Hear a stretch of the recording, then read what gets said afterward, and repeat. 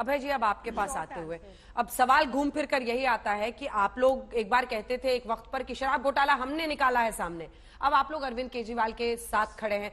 क्या आपको लगता है कि चुनावी तौर पर इमोशनल कार्ड अगर खेल रही है सुनीता जी या फिर अरविंद केजरीवाल, तो आपके गठबंधन को फायदा हो जाएगा, इसीलिए आप लोग भी एकदम ही पलट गए हैं?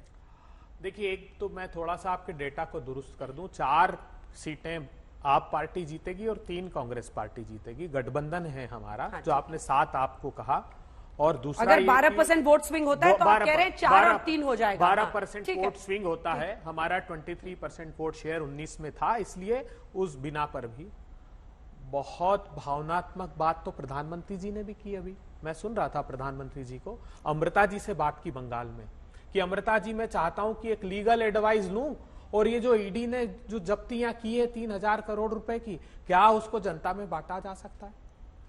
प्रधानमंत्री जी उसी दिन, जिस दिन आपने ये बात की ना, टेलीविजन पर देखकर मैं भी बड़ा भावुक हो गया, लेकिन दूसरे क्षण समाचार आया कि बेल्लारी के रेड्डी बंधु को गले लगा लिया भारतीय जनता पार्टी ने। 35,000 करोड़ रुपए भारत सरकार के उसने का आयरन ओवर्स के खाने का उस पर आरोप था। सीबीआई के 9 मुकदमे हैं, और 4 महीने पहले सीबीआई कोर्ट में सीबीआई ने एक लिस्ट सौंपी 124 संपत्ति की, बेशकीमती संपत्ति की, और सीबीआई से कहा कि साहब ये जब्त कर ली जाए। सीबीआई ने कहा प्रधानमंत्री जी की 2009 के बाद की जितनी संपत्ति है 77 संपत्तियां जब्त कर ली। प्रधानमंत्री जी वहां से प्रारंभ कीजिए। मुझे दुख हुआ, आज तो आपने छोड़ दिया प्रफुल्ल पटेल को प्रधानमंत्री जी। सीबीआई ने क्लोजर, उन्होंने कहा मुकदमा नहीं चलाएंगे क्योंकि प्रफुल्ल पटेल साहब हमारे घर में आ गए, 9 महीने पहले आए थे। अब उनके जो पैसा हम उम्मीद कर रहे थे कि वो पैसा बांटेंगे आप, वो रह गया। अजीत पवार का नाम चार्जशीट में से ड्रॉप कर दिया। छगन भुजबल जी की फाइल घूम गई। प्रधानमंत्री जी, ऐसी लंबी फहरिस्त है हजारों करोड़ रुपए की, ये 15-15 लाख रुपए कम से कम 3-4 राज्यों में तो आप बांट सकते थे। तो ये भावनात्मक बात करना बंद कर दीजिए। अरविंद केजरीवाल पर आरोप कौन लगा रहा है? हेमंत सोरेन पर आरोप कौन लगा रहा है? जो आकंठ भ्रष्टाचार में डूबे, जिन्होंने 8,000 करोड़ रुपए से अधिक इलेक्टोरल बॉन्ड में खा लिए, वो अगर साधु का भेष धर के माला जब के आए कि देखो ये भ्रष्टाचारी, ये पापी, ये दुराचारी, क्या बात करते हैं आप? किस मुंह से कहेंगे आप लोग? क्या चंदे का धंधा किया, चंदा लेकर धंधा दिया, और शेल कंपनियों से। मुझे दुख हुआ, प्रधानमंत्री जी कहते थे सारी शेल कंपनियां बंद कर दी। अब खुलासा हो रहा है कि जो 130-30 करोड़ रुपए की शेल कंपनियां, उससे भी 400-400 करोड़ रुपए ईडी सीबीआई के छापे डलवा के ऐंठ लिए। किस मुंह से आप बात करेंगे भ्रष्टाचार के खिलाफ प्रधानमंत्री जी? तो ये बंद कर दीजिए। मुझे लगता है कि क्यों कर रहे हैं ये लोग। हेमंत सोरेन को जेल में डाल दिया, केजरीवाल जी को जेल में डाल दिया, वहां पर शिवसेना को तोड़ दिया, एनसीपी को तोड़ दिया, बिहार में जेडीयू को तोड़ के आप ले गए, बीजेडी क्या छापे मारे। देखो आश्चर्यजनक रूप से बात, वहां पर जिनकी राज्यसभा का चुनाव था अश्विनी वैष्णव का, 22 इनके पास सिर्फ वोट थे, 22 पेपरों में छपा कि बीजेपी क्या करेगी। अब पता पड़ा कि एक दिन बाद ही छापे पड़े ईडी सीबीआई के, एक शामिल उनके विधायक क्या 30-30, 40-40 बीजेडी ने जारी कर दिया कि अब हमारा समर्थन राज्यसभा में भारतीय जनता पार्टी को। या क्या खेल खेल रहे हैं देश के साथ आप? ठीक है, खेल जनता क्या समझ पाएगी अगर वाकई इनका आरोप सही है? तो संजय जी, ये नंबर्स क्या इशारा कर रहे हैं? ऐसा वोट स्विंग होता हुआ आप देखते हैं? मुझे पता है अभी आपके लिए भी कहना मुश्किल है, लेकिन आम आदमी पार्टी जिस तरह से अपनी बातों को आगे रख रही है, सुनीता केजरीवाल आती हैं, बहुत भावुक होकर कहती हैं, क्या वो इमोशनल कार्ड खेलने में कामयाब होते हुए दिख रहे हैं? और इसी के साथ दिल्ली की ये सीटें क्या वाकई चेंज होती हुई दिख रही हैं आपको? मुझे नहीं लगता है कि दिल्ली की सीटों में कोई बड़ा परिवर्तन आएगा। ये जरूर है सुनीता केजरीवाल अलग अलग वीडियो जारी कर रही हैं, लेकिन भावुक होता हुआ दिल्ली का मतदाता मुझे दिखाई नहीं पड़ता, और उसकी वजह बहुत साफ है। केजरीवाल का अरेस्ट करप्शन के चार्जेस पर हुआ है, और हमने देखा है भारत की राजनीति में लंबे दौर में जब जब पार्टियों पर करप्शन के चार्जेस लगे, या एमपी हों, एमएलए हों, मंत्री हों, और तब तब जनता ने उनके खिलाफ वोट किया। आप 1989 का चुनाव देखें, इतना बड़ा जनाधार था कांग्रेस का उस वक्त, लेकिन जब बोफोर्स घोटाला हुआ कि आरोप लगे, घोटाला हुआ या नहीं हुआ वो तो हमें आज भी पता नहीं, आरोप लगे और सरकार, इतनी बड़ी पॉपुलर सरकार बुरी तरह से हारी। 2014 का चुनाव, कांग्रेस के कई मंत्रियों पर 2G घोटाला और कोल घोटाला, तमाम घोटालों का एक आरोप लगा, और 2014 के चुनाव में कांग्रेस की क्या स्थिति हुई वो हम सबके सामने है। तो मुझे नहीं लगता है कि अगर आप भ्रष्टाचार के आरोप में किसी को गिरफ्तार किया जाए, उस पर कार्रवाई होती है, तो कोई एक सिंपैथी वेव बनता हुआ मुझे दिखाई नहीं पड़ता। दूसरी बात, अरविंद केजरीवाल को 9 ईडी के सम्मन आ चुके थे और मुझे लगता है जनता के बीच में यह भी बात है कि सम्मन आया था, उन्हें जाना चाहिए था।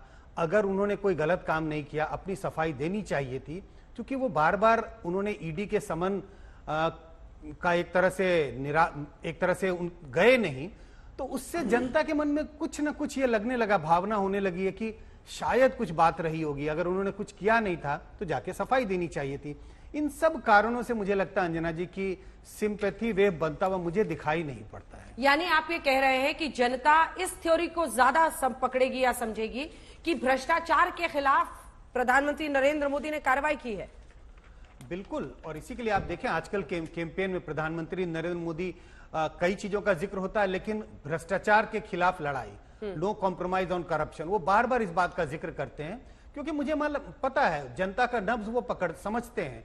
और जनता भ्रष्टाचार के खिलाफ लड़ाई जो भी पार्टी या जो भी नेता करता है उसका स्वागत करते हैं। तो इस हिसाब से मुझे नहीं लगता कि कोई और मुद्दा होता, कोई और विषय होता जिसके कारण अरविंद केजरीवाल का अरेस्ट किए जाते तो शायद सिंपैथी वेव होता, लेकिन भ्रष्टाचार के मुद्दे पे सिंपैथी वेव बनता हुआ मुझे दिखाई नहीं पड़ता। और एक बात और जोड़ना चाहूंगा, जब ये जो 9 ईडी के सम्मन हुए तो लगभग जनता के बीच में भी ये बातचीत होनी शुरू हो गई थी कि अब अरेस्ट होना ही होना है। अचानक ये अरेस्ट होता तब तो शायद कोई सिंपैथी वेव बनती, लेकिन लगातार जो ईडी के सम्मन आते रहे, अरविंद केजरीवाल पेश नहीं होते रहे, एक तरह से ये बात एक जनता के मन में भी पूरी तरह से बैठ गई थी कि अब अरेस्ट होंगे केजरीवाल, और इसलिए ये जो लॉन्ग ड्रॉन प्रोसेस रहा उसके कारण भी कोई सिंपैथी वेव बनता हुआ दिखाई इस पर रिस्पॉन्ड करना चाह रहे हैं, फिर आपके पास आ रही हूं मैं, फौरन आ रही हूं इसके बाद प्रियंका जी। संजय जी, आपको नहीं लगता कि एक ही उद्देश्य था भारतीय जनता पार्टी का कि गिरफ्तार करके चुनाव से दूर कर दिया जाए? मनीष सिसोदिया हो, अरविंद केजरीवाल हो, हेमंत सोरेन हो, और जहां तक प्रधानमंत्री जी के भ्रष्टाचार की बात है कार्रवाई करने की, ये 2018 से एक उद्योगपति ट्वीट कर रहे हैं, प्रधानमंत्री को टैग करके करते हैं पीएमओ को कि एनसीएलटी में 80 से 90% तक पैसा खाया जा रहा है। प्रधानमंत्री जी, हेयर कट के नाम पर आप ये एक्सचेकर की लूट है। क्या कार्रवाई की प्रधानमंत्री जी ने? 2015 से मेहुल चोकसी, नीरव मोदी की शिकायत पीएमओ में पेंडिंग थी, क्या प्रधानमंत्री जी ने कार्रवाई की? ये जो क्लीन चिट का खेल चल रहा है ना, गले लगा लगा के हजारों करोड़ रुपए के जो नेता हैं जिन पर खुद पीएम आरोप लगाते हैं और गले लगा लेते हैं, तो आपको क्या लगता है कि ये पारदर्शी तरीके से प्रधानमंत्री जी भ्रष्टाचार के खिलाफ काम नहीं, ये सिर्फ सत्ता को बचाने की लड़ाई है? अभय जी, संजय जी सुनिए, इनको इस बात का आभास है, क्योंकि आप इनसे क्वेश्चन पूछ रहे हैं, एक रिस्पॉन्स देने दीजिए। मैं ये कह रहा था, ये मेरे और आपके लगने या नहीं लगने की बात नहीं है, मैं जनता के नजरिए से बात कर रहा हूं। नहीं, व्यापक रूप से जनता के मन में ये बात बैठ रही है।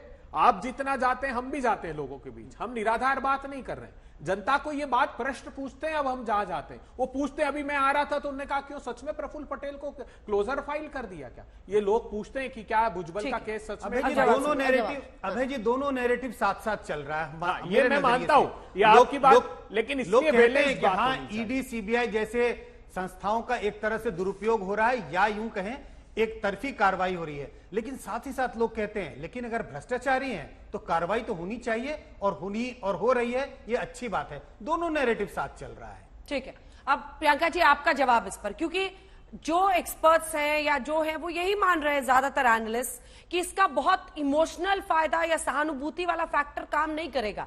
प्रधानमंत्री ने जो कहा है कि हम भ्रष्टाचार के खिलाफ सख्त कदम उठा रहे हैं, वही लोगों को ज्यादा समझ में आती है, और वोटिंग पैटर्न अभी तक का इंडिया में यही दिखाता है। अर्चना जी, प्रधानमंत्री मोदी ने बहुत सारे झूठ परोसे जनता के आगे, चाहे वो 2 करोड़ का रोजगार हो, चाहे वो 35 रुपए का पेट्रोल हो, चाहे वो अनएम्प्लॉयमेंट जॉबलेसनेस हो, चाहे वो मतलब बहुत सारे, और सी प्लेन हो, चाहे वो बुलेट ट्रेन हो, पता नहीं कितने कितने प्रॉमिस किए उन्होंने। स्मार्ट सिटी हो, उसका पैसा भी ये सरकार डकार गई, कोई एक स्मार्ट सिटी नहीं बनी अभी तक। तो जनता ने अब देखा है कि डॉलर कहाँ अब 88 रुपीज का पहुंच गया था पिछले हफ्ते, 1 रुपया 88 रुपीज का। ये हालत कर दिया हमारे देश की। 80 करोड़ भारतीय सरकारी अनाज पे मोहताज हो चुके हैं, ये हालत कर दी है हमारे देश की। जनता ने असलियत देख ली। अब वो 15 लाख उनके अकाउंट में जब नहीं आए, उसके बाद से सब दिखने लग गया जनता को। अब जनता ने ये भी देख लिया कि चाहे अजीत पवार हो, छगन भुजबल हो, नारदा स्कैम हो, शारदा स्कैम हो, अशोक चौहान हो, कोई भी आप स्कैम उठा लीजिए, आज सारे स्कैमस्टर एक ही जगह एक ही संरक्षण में भाजपा में है। सारे अपराधी, बच्चों का रेप करने वाले बड़नाक मारड, उनको इन्होंने, ब्रॉथल चलाने वाले बच्चों का, उनको इन्होंने टिकट दी। ऐसे लोग हैं ये भगवती प्रसाद जायसवाल जो एक बहुत ही बड़ा तस्कर है, नकली धंधा चलाता है शराब का गुजरात में, 25,000 करोड़ का जो धंधा वहां अवैध चलता है, उसको परसों ज्वाइन करा लिया भाजपा ने। तो लोग परेशान हो गए हैं, उन्होंने देख लिया है। सबसे इंपॉर्टेंट बात यह है कि उर्जित पटेल, अभी जो इलेक्टोरल बॉन्ड का स्कैम है ना, इसको हल्के में नहीं लेना है। ये हमारे स्वतंत्र भारत का सबसे बड़ा घोटाला है जो सीधा भाजपा ने किया है मोदी जी के नेतृत्व में। अब इसमें उर्जित पटेल का 2017 का मुझे बयान याद, बयान नहीं, लिखित में चिट्ठी लिखी उन्होंने भाजपा को, then finance minister late Shri Arun Jaitley ji, कि ये स्कीम ना लॉन्च की जाए क्योंकि इससे काले धन को सफेद किया जाएगा। वही भाजपा ने किया, जाके कनपट्टी पे बंदूक रखी, पैसे लिए, उगवाई की। ऐसी कंपनीज निकल रही हैं जिनका टर्नओवर 10 लाख का नहीं और वो 1200 करोड़ का चंदा दे रही है भाजपा को शेल कंपनीज के थ्रू। ये क्या चल रहा है अंजना जी? दुनिया देख रही है, दुनिया बोल रही है, डंके एक्चुअली बज रहे हैं पर बहुत नेगेटिवली बज रहे हैं। और हमारी जनता भी आज जागरूक है। आज हमारे पास सोशल मीडिया का माध्यम है, बहुत सारे अन्य माध्यम है, और जनता जागरूक है, पढ़ती है, देखती है और समझती है। और इस बार झाड़ू चलेगी अर्चना जी, कीचड़ के ऊपर झाड़ू चलेगी। झाड़ू चलेगी वो कह रही है कीचड़ पे। प्रेम शुक्ला जी जल्दी से जवाब दीजिए। देखिए, कीचड़ में जो खुद आकंठ डूबा हुआ हो वो पूरी तरह से साफ हो जाने वाला ये दिखाई दे रहा है। अरविंद केजरीवाल से ज्यादा बड़ा झूठा कौन है? कहा राजनीति में नहीं होऊंगा, आ गया बच्चों की कसम खा के। कहा घर नहीं लूंगा, शीश महल बनवा दिया। कहा गाड़ी से नहीं चलूंगा, 2-2 स्टेट की सिक्योरिटी ले ली। कहा कि जो है मैं पाठशाला खुलवाऊंगा, मैं खाना खुलवा दिया, मधुशाला खुलवा दिया। लगातार भ्रष्टाचार के कहा आरोप लग जाएगा, त्यागपत्र ले लूंगा। जेल मंत्री जेल में जो है रेपिस्ट को थेरेपिस्ट बता दिया। उसके बाद जो है इनका कहा मनी ट्रेल नहीं है, सुप्रीम कोर्ट कह रहा मनी ट्रेल दिखाई दे रहा है। तो जिससे बड़ा जो है सर्टिफाइड झूठा कौन है? तो लोग भली भांति इस बात को जानते हैं, भारतीय जनता पार्टी भ्रष्टाचार के विरोध में है। भ्रष्टाचारियों की किसी प्रकार से कोई रियायत भारतीय जनता पार्टी के शासनकाल में संभव नहीं है। ये कांग्रेसी भी जानते हैं, आम आदमी पार्टी वाले भी जानते हैं, हेमंत सोरेन भी इस बात को भली भांति जानते हैं। इसलिए जो है सारे भ्रष्टाचारी, सारे परिवारवादी ये जमा होकर जो है वो प्रयास कर रहे हैं कि देश की जनता को दिग्भ्रमित कर लें।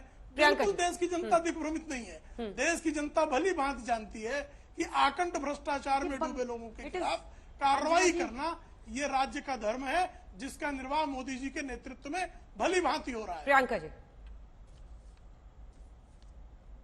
Anjana ji, it is too rich coming from Bangaru Laxman का पार्टी की ये भ्रष्टाचार पे अटैक कर रहे हैं। हमारे देश में जब से भाजपा की सत्ता आई है, करप्शन परफॉर्मेंस इंडेक्स होता है, उसमें हम बढ़ चुके हैं, उसमें हम और करप्ट हो गए हैं दिखाता है। अब इन्होंने हमारे मुख्यमंत्री अरविंद केजरीवाल जी जो एक कट्टर ईमानदार नेता हैं, उनके अगेंस्ट एक बयान पर उनको प्रताड़ित किया जा रहा है, लगातार लीगल प्रोसेस में फंसाया जा रहा है। जो ये 100 करोड़ की बात हो रही है वो सुप्रीम कोर्ट ऑलरेडी खारिज कर चुकी है पैरा 12 में अपनी 30 अक्टूबर 2023 की जजमेंट में। ये बार बार क्या करते हैं, आज बोलेंगे अंजना जी ने 5 करोड़ खाया, अंजना जी के ऊपर पीएमएलए। जब आप सुप्रीम कोर्ट पहुंच जाएंगी बहुत प्रताड़ना के बाद और कोर्ट कहेगा नहीं 5 करोड़ तो अंजना जी ने नहीं खाया, फिर ये किसी और पे नाम लगा देते हैं, संजय सिंह पे लगा देते हैं। वही केस सब पे चले जा रहा है, वही एलिगेशन पे जो ऑलरेडी खारिज हो चुकी है। ऐसा इन्होंने कानून बना दिया है, इतना ये प्रताड़ित कर रहे हैं। इन देर है भगवान के आना, अंधेर नहीं है अंजना जी। ये सब जेल के पीछे होंगे। जैसे ही इंडिया गठबंधन जीतेगा, ये सब सबसे पहले भाजपा जेल के अंदर होंगे।